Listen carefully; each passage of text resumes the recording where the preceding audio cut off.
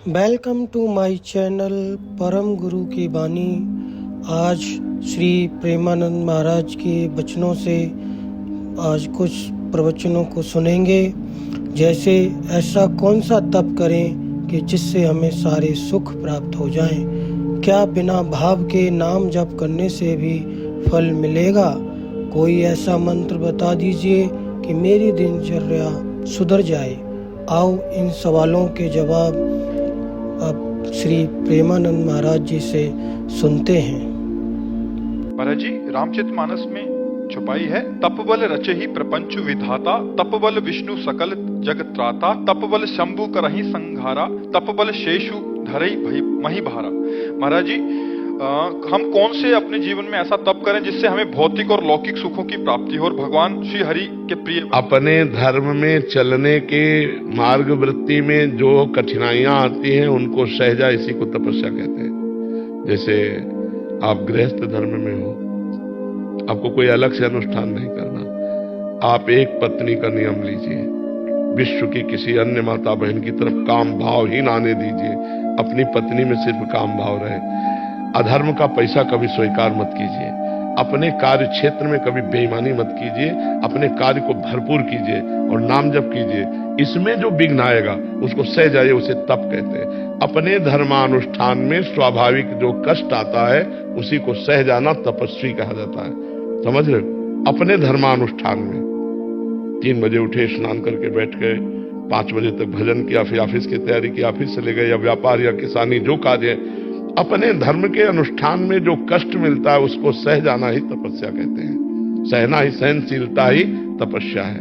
सह जाना, भूख प्यास गर्मी सर्दी मान अपमान, इन सबको सह जाना ही तप है। तो अब जितना सह पाओ उतने तपस्वी कहे जाओगे। बाहरी आग तो सह गए लेकिन अंदर की कामाग्नि को नहीं सह पाए, क्रोधाग्नि को नहीं सह पाए, मोह को नहीं, अहंकार को नहीं सह पाए। इन अग्नियों को सहो। अपने धर्मानुष्ठान में आंतरिक जो ताप देने वाली अग्नियां हैं इनको सह जाओ, वही बस सबसे बड़ा तपस्वी है। ठीक है जी। हर्षिता पुरी जी देहरादून से। राधे राधे जी राधे राधे। श्री हरिवंश महाराज जी आपके चरणों में कोटि कोटि प्रणाम।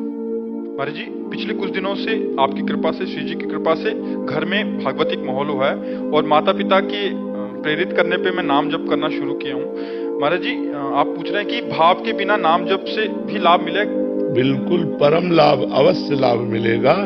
जैसे हमारा चिंतन कहीं और हो, हम भोजन पा रहे तो हमारा पेट भरेगा कि नहीं भरेगा? पेट तो भर जाएगा ना। पेट भर जाएगा कि नहीं भर जाएगा? हाँ, तो हमारा मन कहीं और लगा हुआ है, हम राम राम जप रहे, कृष्ण कृष्ण जप रहे, तो हमारा काम हो जाएगा। हमारी भगवत प्राप्ति की यात्रा चल रही। दूसरा उदाहरण, जैसे अग्नि में दाहिका शक्ति है, जलाने की शक्ति है। प्यार से छू तो जल जाओगे, श्रद्धा से अश्रद्धा से या कोई छुआ दे, उसमें जलाने की शक्ति है, दाहिका शक्ति, वो तुम्हें जला ही देगी। जहर में मारने की शक्ति, श्रद्धा से पी जाओ या धोखे से पी जाओ या कोई जबरदस्ती पिला, तुम मर ही जाओगे। ऐसे नाम में अपार शक्तियां हैं। भाव कुभाव अनख आलसहु, नाम जपत मंगल दिशि दसहु। परम कल्याण हो जाएगा, मन लगे न लगे, मन लगे या न लगे। जब हम नाम जप करेंगे तो सब स्थितियां अपने आप आ जाएंगी। हम आपको प्रमाण देते हैं कि जो सीधे राम नहीं कह पाते थे, वो बहुत बड़े ग्रंथ के रचयिता हुए, जो हमारे सनातन धर्म का इतिहास है। तो यदि हम भाव से जपे या कुभाव से जपे या श्रद्धा से जपे या अश्रद्धा से जपे, नाम अपना प्रभाव दिखा के रहेगा। जैसे जहर में मारने की शक्ति, अमृत में अमृतत्व शक्ति है, अग्नि में जलाने की शक्ति, दाहिका शक्ति। ये जब प्राकृतिक अपने भाव को नहीं छोड़ पाते तो नाम अपनी महिमा को कैसे छिनल देगा? विवश हो जाकर नाम सुमरे, विवश होकर भगवान का नाम ले ले तो गोपति भव सागर है। और सादर सुमिरन जे न करे, अगर कोई सादर सुमिरन करे तो नाम ले तो भव सिंधु सुखाही, करो विचार सुजन मन माहे। भगवान का नाम संसार समुद्र ही सुखा देता। न नौका की जरूरत है, न नाविक को नाव खेने वाले की जरूरत। नाम ले तो भव सिंधु सुखाही। नाम अपार महिमा में है। आपका मन लगे न लगे, भाव बने न बने, जिह्वा से नाम का स्पर्श हो रहा, सब काम बन जाएंगे। जैसे 2 लकड़ियों के घर्षण से अग्नि पैदा हो जाती है, अरण्यम संग। ऐसे ही राम नाम या कृष्ण नाम, राधा नाम, हमारी जिह्वा, इन दोनों का घर्षण होता रहे, राधा राधा राधा राधा राधा, इससे दिव्य शक्ति प्रकट हो जाएगी, सब अध्यात्म का ज्ञान हो जाएगा, सब अध्यात्म की वृत्ति आ जाएगी।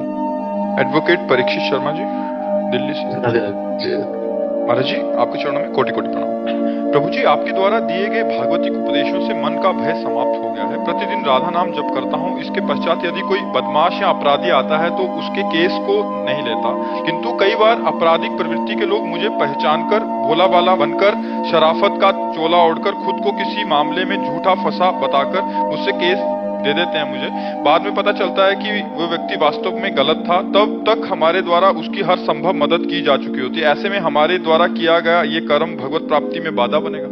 अब उसकी काट हम आपको बता रहे हैं। जब कोई ऐसा व्यक्ति आवे, मतलब कोई भी व्यक्ति आवे, अब आपको पूरी काट बता रहे हैं, कोई भी व्यक्ति आपके सामने आवे तो आपकी अगर मानसिकता में आ चुका है फ्रॉड है, तो पहले ही आपको संकेत हो चुका है, आप बचेंगे, क्योंकि बच रहे। आप नहीं जान पा रहे तो सबसे पहले उसमें भगवत भाव कीजिए कि हे प्रभु, आप इस शरीर में परमात्मा रूप से विराजमान हो, आत्मा रूप से विराजमान हो। मैं अज्ञानी जी हूं, आप हमसे सहयोग मांगने आए और हमारा वकील का जो कर्तव्य है वो कर्तव्य कर्म करे। प्रभु, आप सही हैं या गलत मुझे बिल्कुल पता नहीं, आप चाहो तो मुझे बता सकते हो। अंदर से प्रार्थना। और यदि आप संकेत नहीं करेंगे तो अब मैं अपने कर्तव्य के अनुसार इसका सहयोग करने जा रहा हूं, मुझे दोषी न ठहराया जाए। अंदर की बात है, कहने की कुछ बात नहीं। कितना भी बड़ा केस होगा, चूंकि आपने पहले भगवान से प्रार्थना की, सबका न्याय भगवान करने वाले, तो आप गलत नहीं माने जाएंगे। ईमानदारी से यदि आप ऐसा करोगे तो आपका जो कर्तव्य कर्म है वो आपको नीचे नहीं गिरने देगा, क्योंकि आपने पहले भगवान माना है। और भगवान है, जैसे पंखा बिना बिजली के नहीं चल सकता, हाइड्रोजन बिना बिजली के नहीं जल सकता, ऐसे ही बोलना, देखना, चलना फिरना जो हो रहा है ये ईश्वरी शक्ति से हो रहा है। सबके अंदर ईश्वर का पावर विराजमान है, तो हम उसी पावर को पहले प्रार्थना कर दें। तो आप कभी छल कपट हो जाने पर भी आप फंसेंगे नहीं। आपके ऊपर दावा नहीं पेश किया जा सकता, क्योंकि भगवान से आपने डायरेक्ट पहले बात की है। भगवान सुन रहे हैं आपकी बात, अंदर ही बैठे, जहां से बात उठती है वहीं भगवान सुन रहे हैं। हमारी बात मान गया, अब आपको कोई फंसाव नहीं रहेगा। अगर दिमाग में आ जाता है आदमी फ्रॉड है, तो आप ले ही नहीं रहे। अगर हमारे दिमाग में नहीं आ रहा, तो पहले कि भगवान इसके अंदर भी है, 1 सेकेंड, और हे भगवान, यदि आदमी जो बाह्य आचरण से, अब आप उसके अंदर बैठे हैं, तो या मुझे संकेत कर दीजिए, नहीं अब आप जिम्मेदार होंगे, अब मैं अपने कर्तव्य का पालन करने के लिए इसका सहयोग कर रहा हूं। खत्म किया, पक्की बिल्कुल सिद्धांत की बात समझ लो, आप कहीं फेल नहीं होंगे। ठीक है? राधे राधे महाराज जी। महाराज जी, मैं 13 वर्ष की थी जब मेरे मम्मी पापा का अलगाव हो गया। घर में झगड़े और टेंशन की वजह से मेरे अंदर एक डर सा बैठ गया कि मुझे सब कुछ नेगेटिव नजर आता है। मेरे रिश्ते चाहे कितने भी अच्छे क्यों ना हो, मुझे तब भी यही लगता है कि मेरे साथ अंत में कोई नहीं रहेगा। मुझे ऐसा लगता है कि मैं जीवन में कुछ। हाँ ठीक है, अच्छा है, कोई गलत नहीं है। अब हम इसको सही रास्ते में लाएं, जैसे हमारे कि कोई मेरा नहीं है, सब स्वार्थ में है, तो कोई तो मेरा है ना, हम उसकी खोज करें। जो हेतु रहित जग जुग उपकारी, तुम तुम्हार सेवक असुरारी। भगवान और भगवान के प्रेमी भक्त, जो वास्तविक भगवान के प्रेमी भक्त हैं, वो सदैव हमारे हैं, वो स्वार्थ रहित है। नहीं तो सुर नर मुनि सबकी आ रीति, स्वार्थ लाग करे सब प्रीति। और तुम तुम्हार सेवक असुरारी, स्वार्थ रहित जग जुग उपकारी। इस संसार में जुग माने दो केवल परोपकार की भावना, केवल भगवान और भगवान में डूबे हुए भगवान के भक्तजन। अगर ये बात दिमाग में बैठ जाए कि मेरा कोई नहीं, तो श्री कृष्ण मेरे हैं, फिर आप देखो चलते फिरते उठते बैठते आपको अनुभव में आने लगेगा कि श्री कृष्ण आपके आसपास है, श्री कृष्ण आप में है, आप श्री कृष्ण में। बहुत बढ़िया स्थिति आ जाएगी। उसे निगेटिव में क्यों ले जाओ? कोई चीज आई है तो उसको हम सजा करके प्रयोग करें ना, उजाड़ के क्यों फेंक दें? अगर नकारात्मक सोच आई तो उसको हम सजा देते हैं। संसार में कोई मेरा नहीं, तो कोई तो है, वो प्रभु मेरे हैं। अगर प्रभु मेरे हैं तो जहां पर कृपा राम की हुई, ता पर कृपा करे सब कोई। फिर सब में प्रभु है तो सब प्यारे हैं, सब लाडले हैं, बहुत आनंद आ जाएगा। और नकारात्मक सोच ज्यादा बढ़ गई तो डिप्रेशन आ जाएगा। तो हम डिप्रेशन में क्यों पहुंचे? हम आनंद में पहुंचे ना। जब सब जगह से ठोकर लग जाए, कोई दरवाजा न दिखाई दे, तो एक दरवाजा है भगवान का, जो गले लगाते हैं। वो भगवान प्यार कर लिए तो सारा संसार प्यार करेगा। देखो ना, सुबह सुबह क्या होता है, रात्रि के 2 बजे होते हैं। कभी कभी शरीर की अस्वस्थतावत लगता है कि यार आज मैं नहीं जा पाऊंगा, लेकिन ये ध्यान, कहां कहां से लोग आए होंगे, केवल वो एक बार फिर निकल पड़ते हैं। और जब देखते हैं सबके चेहरे प्रसन्न, सबके चेहरे आनंदित। ये जो सबका प्यार मिल रहा है, ये मेरे भगवान का प्यार मिल रहा है। इतने रूपों में मेरे भगवान आकर मुझे प्यार दे रहे हैं, क्योंकि जिंदगी में किसी प्यार को स्वीकार नहीं किया, न माँ के प्यार को, न पिता के, न भाई को, न संसार के, न किसी सुख को, जिंदगी में नहीं। तो भगवान इतने रूपों में प्यार देते हैं, बच्ची बच्चा बूढ़ा, कोई नाच रहा है, कोई रो रहा है, कोई आनंदित हो रहा है, कोई, मतलब हर एक दृश्य अलग होता है। तो हृदय आनंदित रहता है कि भगवान इतने रूपों में हमें प्यार दे रहे हैं। तो हम निगेटिव को पॉजिटिव में बदले, प्रभु के सिवा मेरा कोई नहीं। तो प्रभु जब प्यार करने लगेंगे तो सब रूपों में प्रभु प्यार करने लगेंगे, फिर निगेटिव रह ही नहीं जाएगा। हर परिस्थिति में भगवान का प्यार नजर आता है। अगर हम भगवान से जुड़े हैं तो हम कह रहे कदम कदम पे भगवान का प्यार दिखाई देता है, दुलार दिखाई देता है। हम भगवान से प्यार करें तो सारे जगत से प्यार मिलेगा, और जगत से प्यार करें, भगवान से विमुख हो जाए तो कहीं प्यार नहीं मिलेगा। पक्का समझ लो जी। केदार पांड्या जी, बड़ोदरा से। राधे राधे महाराज जी। महाराज जी, मुझे कुछ लाइफस्टाइल से जुड़े स्वास्थ्य समस्याओं का सामना करना पड़ रहा है। मुझे ये पता है कि सही जीवन शैली, सही नियमित व्यायाम, उचित आहार अपनाने से मैं इन समस्याओं को ठीक कर सकता हूँ। फिर भी मैं अक्सर अपनी इच्छाओं के कारण भटक जाता हूँ। महाराज जी, इनका कहने का मतलब इच्छाओं से भटक जाते हैं कि महाराज जी कोई आध्यात्मिक विशेष साधना या अभ्यास या मंत्र या ध्यान प्रक्रिया बता सकते हैं जिससे मैं भटकू ना, और जो एक संयमित दिनचर्या। 6 बजे उठते हो सो के? 4 बजे उठो, पहली बात मानो। 4 बजे उठ करके आधा लीटर जल हल्का सा गर्म करके, और वज्रासन में बैठना जानते हो? वज्रासन में बैठ के 10 मिनट में पियो, थोड़ा धीरे धीरे, और फिर 10 मिनट टहलो, सोच जाओ, स्नान करो। स्नान करने के बाद 20 मिनट व्यायाम करो, फिर 2-3 किलोमीटर चलो या दौड़ो, जितनी तुम्हारी सामर्थ्य हो, राधा नाम जपते हुए। व्यायाम और दौड़ और चलना। फिर इसके बाद जो आपकी दिनचर्या सांसारिक हो, हम पूजा की एक भी बात नहीं कह रहे, अपनी सांसारिक दिनचर्या करो। और जब आपको समय मिले तो सत्संग सुनो, और गीता जी ले लो, श्रीमद् भगवत गीता जी, और टीका की हुई है पूज्य श्री स्वामी राम सुखदास जी महाराज। बहुत जोर की टीका है, मतलब बहुत जोर की है, सरल से सरल भाषा में। स्वामी जी ने इतनी बड़ी कृपा की कि ग्रामीण आदमी भी गीता को समझ सकता है। तो थोड़ी देर गीता पढ़ो, और इसके बाद जो कार्य करो उस कार्य में करते राधा राधा राधा राधा, और जो कार्य करो भगवान को समर्पित कर दो। 1-1 घंटा या 5 घंटा या 12 घंटा, जैसा तुम्हारा अभ्यास बन पावे। 1-1 घंटा में कि ये जो 1 घंटे में हमने कार्य किया, जितना नाम जप किया, वो सब हम हे प्रभु आपके चरणों में समर्पित करते हैं। अभी आप देखो रंग आने लगेगा। शुरू तो करो, और पराई माता बहनों की तरफ गंदी दृष्टि मत करो, बेविचार न करो। अगर ब्याह हो गया हो तो एक सीमा में रहो, अपने घर में अपनी भावना। कोई नशा न करो। नशा करते हो? कोई नशा मत करो, अभी जीवन आनंदमय हो जाएगा। समझ पाए? मंत्र भी मिल गया और रास्ता भी मिल गया। राधा नाम परा विद्या है, जो स्वयं भगवान श्री कृष्णचंद्र जो रटते रहते हैं। राधा हरि रसना राधा राधा जपत हरि विवस तव नाम प्रतिपद विमल, मनसि तव ध्यान ते निविस नहीं तरिबो। राधा राधा राधा, ऐसे श्री जी श्याम श्याम श्याम, कृष्ण कृष्ण रटती रहती है। तो इसलिए नाम जप करो, कर्तव्य का पाओ। 4 बजे उठ जाओ ब्रह्म मुहूर्त में। कै बजे सोते हो? नहीं, गलत टाइम है। 10 बजे तक सो, तब 4 बजे उठोगे। 10, 11, 12, 1, 2, 3, 4, 6 घंटा पूरे सोने को मिल गया। तो 10 बजे से 12 बजे के बीच में क्या करते हो? अच्छा, आप कोई कार्य करते हो तो दोपहर में फिर आपको समय मिल जाएगा, तो आप दिन में सो लीजिए थोड़ा। पर ये 4 बजे वाला समय व्यायाम, अपनी दिनचर्या, नाम जप करते हुए, फिर दिन में 12 बजे सो लीजिए। क्योंकि अगर आप 12 बजे रात्रि करते हैं तो शाम टाइम नौकरी होगी आपकी। हाँ, तो ठीक है, आप दिन में थोड़ा आराम कर लीजिए। खान पान देखो, शरीर स्वस्थ है तो धर्म भी होगा, अध्यात्म भी होगा और लोकवत कार्य भी हो। और शरीर अस्वस्थ है तो क्या हुआ? जो सूर्य उदय होते हुए अपनी चारपाई में सैया में है, उसकी आयु, श्री, स्वास्थ्यता, आनंद, स्मृति सब अपहरण हो जाती है। और आज प्रायः ये नियम बना लिया गया, 12, 1, 2 बजे सोना और 10, 11 बजे तक सुबह सोते रहना। 12, 1 बजे, 2 बजे रात्रि के शयन करना और सुबह 11, 12 बजे तक सोना। ऐसा सुनते हैं हम, ऐसा ही है? हाँ, क्योंकि प्रायः सूर्य उदय के पहले अगर हम पूछे कि कितने लोग उठते हो तो शायद है कि 2 ही 4 लोग, तो काफी लोग उठते हैं।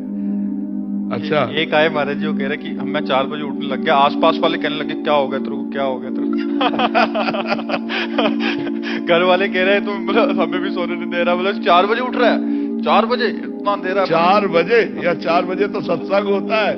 हम तो धन्य मान रहे हैं भारतवासियों को, भैया इतनी ठंडी में रोड में आके खड़े हो जाते हैं। सर्दी का समय है, ना कोई आग ना कोई कुछ, और कहां से लोग आते हैं, और छोटे छोटे बच्चे, नवजात शिशु, माताएं, बहनें। हम तो प्रणाम करते हैं कि भारतवासियों को कि इतनी श्रद्धा एक साधु के प्रति, ये उनकी श्रद्धा नमन करने योग्य है कि ऐसी सर्दी में रात के हम 2 बजे निकलते हैं, वो पहले खड़े होते हैं, इसका मतलब वो 12, 1 बजे से खड़े होंगे।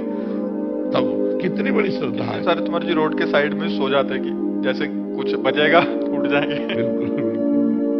ललित कुमार जी हिमाचल से। राधा वल्लभ श्री हरिवंश महाराज जी, प्रभु जी आप श्री जी के मुख से सुना है कि दुख में जीव परमात्मा के अधिक निकट होता है। महाराज जी, हम दुख की कामना तो नहीं कर सकते, इसलिए अगर जीवन में सुख है तो हम प्रभु की निकटता के लिए वही दुख वाला भाव कैसे अनुभव कर सकते? नहीं तो सुख क्या है आप हमें बता दो। क्या अच्छा खाना सुख है? क्या अच्छे कपड़ा पहनना सुख है? क्या अच्छी पोजीशन में, पद में हो इसे सुख कहते हो? क्या बैंक बैलेंस है इसे सुख कहते हो? या महंगी गाड़ी में चलते हो इसे सुख कहते हो? ये सुख है?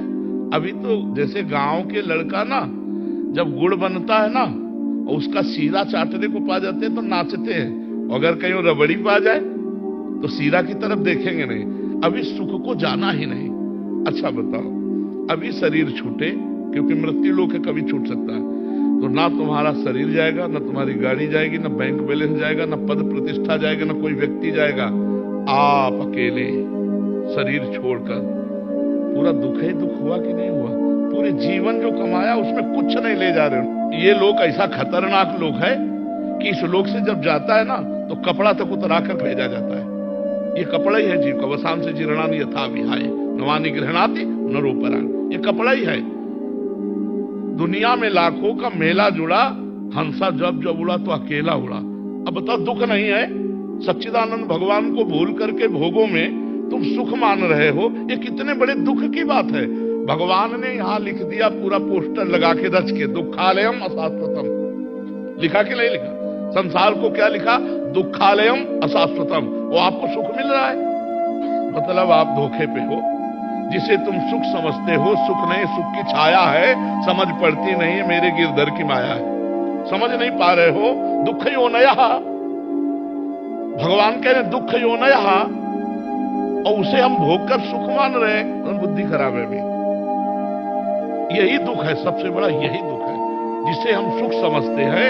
ये सुख नहीं, सुख की छाया है। अरे माना आप बड़े मौज से जी रहे हो, कोई आपको परेशानी नहीं, लेकिन सबसे बड़ी परेशानी आने वाली है मृत्यु, जो तुम्हें सबसे अलग कर देगी, तुम्हारी पत्नी से, प्रिय पुत्र से, प्रिय शरीर से, प्रिय मकान से, हर प्रिय वस्तु से। उसकी समस्या का समाधान क्या है? सोचो उसकी समस्या का। तो अभी तुम्हें जलन पैदा हो जाएगी, जिसे तुम सुख समझते हो उसके प्रति जलन पैदा हो जाएगी और दुखद लगने लगेगा। नहीं, जो भगवान का विस्मरण करा दे उसे सुख नहीं कहते, तो घोर दुख है, वो तो बड़ी हानि है। जो भगवान का हनुमंत विपत्ति प्रभु सोई, जब तो सुमिरन भजन। यहां कुछ अच्छा लगे, बुद्धि खराब है। स्वप्न में बढ़िया लड्डू छान रहे हैं और जगे तो ना भूख मिटी और ना लड्डू मिले, है ना? ये स्वाप्निक है। जब शरीर छूटेगा तो कुछ नहीं तुम्हारे पास। इतना लंबा समय दिया गया था, 70 वर्ष 80 वर्ष, कि जाकर भगवान का भजन करके भगवत प्राप्ति कर लो, लेकिन भोगों में रम गए। हमारे पास कौन सा सुख है जो स्थायी हो? आप बोलो, सुख कौन सा है? अरे जब सोए तब मुझे इस जागृत के सुखों का सानिध्य नहीं था, तो झूठे हुए ना। और जब जगे तो स्वाप्निक सुखों का सानिध्य नहीं था, तो वो झूठा हुआ ना, ये दोनों झूठे। उमा कहूं मैं अनुभव अपना, सत हरि भजन जगत सब सपना। सपने के सुखों में आप सुख मान रहे हो, सपने के सुख दुख को सुख मान रहे हो, यही अज्ञान है, यही दुख है। जो आप सुख को सुख ना मान करके सुख की छाया को सुख मान रहे, किसमें सुख है? आप बोलो अभी आपको ले चलें कि चलो भाई अब समय आ गया, अब बोलो आपके पास क्या है? अगर नाम जप किया है कृष्ण राधा हरि राम, तो आप गर्व से फूलोगे कि है हमारे पास। और अगर नाम जप नहीं किया है तो यहां का कुछ नहीं जाना। ये सब कोई अच्छे से समझ लो, चाहे जिस पद में हो, चाहे जिस प्रतिष्ठा में हो, यहां कुछ नहीं जाना। जहां सांस रुकी तो हर डिग्री, हर इनाम, हर यश मिट्टी में मिल जाएगा, और आप अपने कर्मों का भोग जैसा किए हो शुभ अशुभ नरक स्वर्ग को भोगोगे। इसलिए नाम जप करो भयभीत होकर, भयभीत होकर। मरना है, सब छूटना है, ये दो शब्द याद कर लो।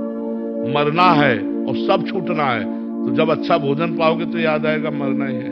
तो नहीं खान पान ते भावे है, नहीं कोमल वसन सुहावे है, सब विषय लगे ते खारा है, और हरि आशिक का मग न्यारा है। ब्रह्मादिक के भोग सब विषम लागता है। अभी आनंद आने लगेगा भगवान का जो लिखा हुआ है। इसके जैसे दुकान में लिखा हो औषधालय, दुकान में लिखा हो पुस्तकालय, और आप वहां जाकर के बोलो, मान लो पुस्तकालय में जाओ, बोलो 100 ग्राम मिठाई दो, पागल हो क्या तुम? यहाँ पुस्तकालय है, औषधालय में जाके कौन 100 ग्राम मिठाई दो? तो इसका नाम भगवान ने रखा है दुखालयम अशाश्वतम। इसमें दुख ही दुख परिणाम में मिलेगा, और जो भी मिलेगा यहाँ वो अशाश्वत नाशवान, छूट जाने वाला है। यार छूट जाने वाले के प्रति इतनी मेहनत, और जो पास जाना है बोले मन नहीं लगता उसके लिए, यही दुख है, यही दुर्दशा है। इसलिए नाम जप करो, ये सुख नहीं है। इनके प्रति घृणा बुद्धि करो कि ये हमारे मन को फंसा के केवल समय नष्ट किया जा रहा है, ये सुख नहीं। राधा राधा राधा कृष्ण कृष्ण कृष्ण, जो नाम प्रिय हो खूब नाम जप करो। समझ रहे? दुख तो है ही है, आकांक्षा क्या करे? सबसे बड़ा दुख आ रहा है भैया, अगर फांसी की सजा को तुम्हें बता दिया जाए कि कल 12 बजे फांसी होगी, और विश्व के सारे सुख तुम्हें दे दिए जाएं, तो कहा जाए भोगो, और अगर तुम्हें सुख मिल जाए तो मुझे बता दो। नहीं मिलेगा, क्योंकि तुम्हें फांसी का फंदा हर सुख में दिखाई देगा कि यार क्या खाऊं, मरना है कल, क्या भोगूं, कल मरना है। अरे फांसी वाले को तो कल पता है 12 बजे मरेगा, अपने को अभी नहीं पता है कि हम एक शब्द के बाद अगला बोल पाएंगे कि नहीं, अपने तो और संदेह में है, नहीं है। इसलिए अपने को तो बहुत सावधान होकर हर समय निरंतर नाम जप करना है, निरंतर भगवान का भजन करना है। ठीक है ना? हम दुख मांगे नहीं, बिना मांगे मिल गया है। ये दुख ही है, दुखालय व शाश्वतम, संसार दुख ही है। देखो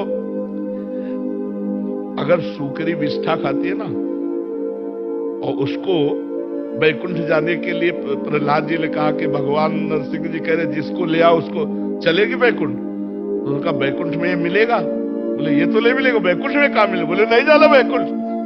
समझ रहे हो?